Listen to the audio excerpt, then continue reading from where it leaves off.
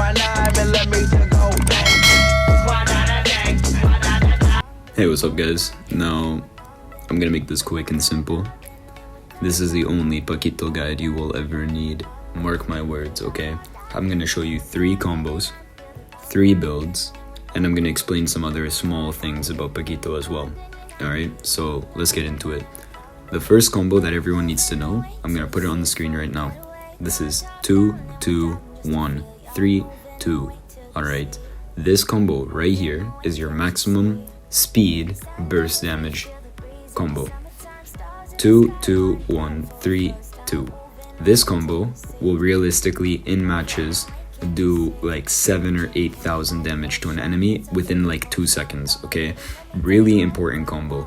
Now, let's switch the second skill in this combo with the third skill, right? This is 3, 2, 1, 3, 3, right? Now, this combo will do equal damage, but it will stun the enemy, keep them stunned, but it's slower. So in 1 versus 1s, it's not as good of a combo. But in team fights, this is a great combo to abuse, because you can stun lock your enemy and force them to stay stunned in front of your team while they can't do anything, right? So you will still do very good damage, it's just a slower combo. So in 1v1 scenarios, it's better to use your 2-2-1-3-2 combo. Now, the third combo I'm going to give you is on screen right now. This is 1-1-3-2-2. Now this combo is amazing for escaping. This is the best combo you can possibly use on Pakito for escaping. If you need some extra distance to make sure you really can escape, then you can use Flicker as well. So you can go 1-1 for the shields, right? And then you go 3 and then 2-2 Flicker. And now like look at the distance I've created from the Z-Long bot. Like that is an insane distance, right? You can really just get away with this combo. Now the last thing I want to talk to you guys about is Pakito Flicker combos. There's a few ways you can do Pakito Flicker combos. The main way I like to do it is by aiming my Flicker, because I can be more precise, but you can also just tap your Flicker. If you tap your Flicker, it can work. This is better for high MS, but sometimes it doesn't pick the right target, and this is a problem for me. I prefer just aiming my Flicker. When you aim your Flicker, it's the exact same thing, right? You can still manage to land it perfectly, and in my opinion it's easier to land the Flicker from like aiming my Flicker instead, right? So you can Flicker second skill, you can also Flicker third skill, but Flicker third skill is a lot harder to pull off in a match. I feel like it's a less practical combo in general. I feel like it's more of a freestyle combo on Pakito, right? So in my opinion, it's better to Flicker second skill and then use third skill combos. For example, if I go to no cooldown here, it's better, for example, to go second skill onto them, into third skill, into second, first, third skill, right? If you want to stun lock someone. Now, overall, realistically speaking, Pakito Flicker combos are really flashy, but you should usually save your Flicker to escape, but there are moments in games where obviously, as we all know from all the TikTokers, or if you watch from my videos, you can really get some insanely crazy Flicker kills, right? So keep this in mind when it comes to Flicker combos. Obviously, you don't really Flicker with your first skill. It's doable, but in my opinion, if you're gonna Flicker first skill, you might as well just walk up, Flicker, and punch, right? Like, there's no real... I don't ever really see anyone going like this, right? So it's better to just do that with your second skill or do that with your ult if you have to.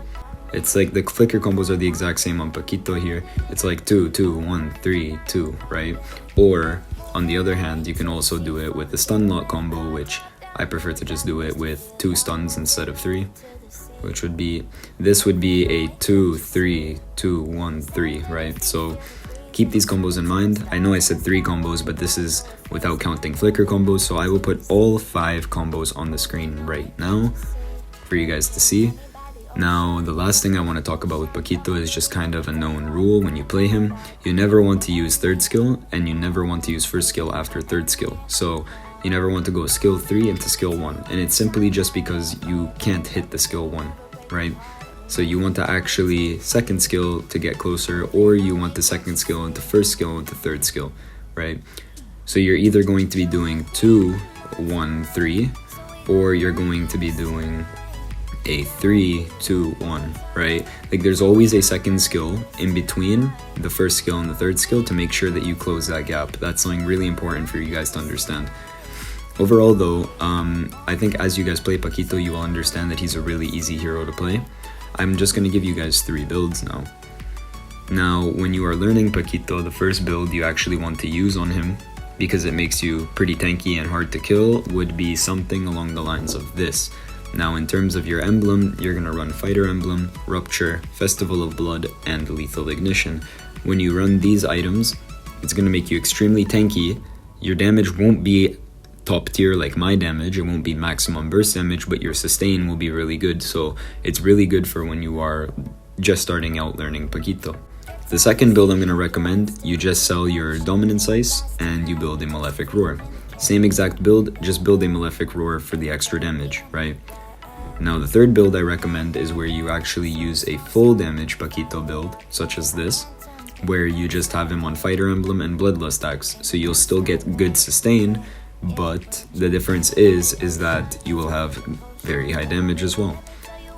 And then for the final build for Pakito, I just recommend you going and using my build, which is the Hunter Strike and the Tough Boots, Malefic, blah blah blah, right? And you can switch Blade of Hephaestus for Immortality or Rose Gold Meteor based on the game situation. Now this build just gives you full damage. The only con with this build is you have no sustain. So the reason why I say you have to master Pakito to use this build is because all of your sustain comes from your first skill. So you need to learn how to use his first skill in team fights to damage trade and to survive certain situations, etc. If you watched my video, which I will put on screen right now, versus the Global Thambus and Global Ling, you will see that within the first 2 minutes of the game, there was a really big team fight that happened, and in this team fight, I used my first skill 5 or 6 different times to make sure that I don't die. What I'll actually do is, I'll go and I'll grab the clip, and I'll just insert it into the video so you guys can see what I mean.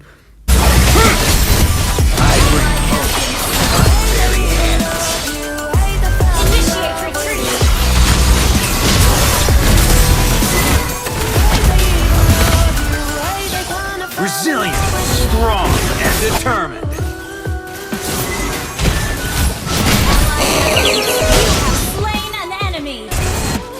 Right, so as you guys could see from there, I survived like a lot of different things because I kept using my first skill. Now obviously I wasn't doing as much damage in the fight, but that first skill kept me alive and kept me to survive and kill off that Kagura who killed my Nolan, right? And to survive the damage from Ling's combo. So all you guys have to know is that when you play him on full damage, you need to abuse your first skill's shield and the passive from this shield. Like, the amount of shield you get is really unbelievable. Like, if we read the skill description here, right, we can see that the amount of shield that he gets from that heavy left punch, we can see it says down here, he will get a shield for 650 plus 1283, not champ stance. And then champ stance is 140% value of the shield, so this shield ends up being almost 2000 something plus, so you end up getting almost a 4000 shield late game from just pressing this button 2 times. So you need to understand how to abuse this passive and how to abuse this shield, especially since Moonton made it really strong currently.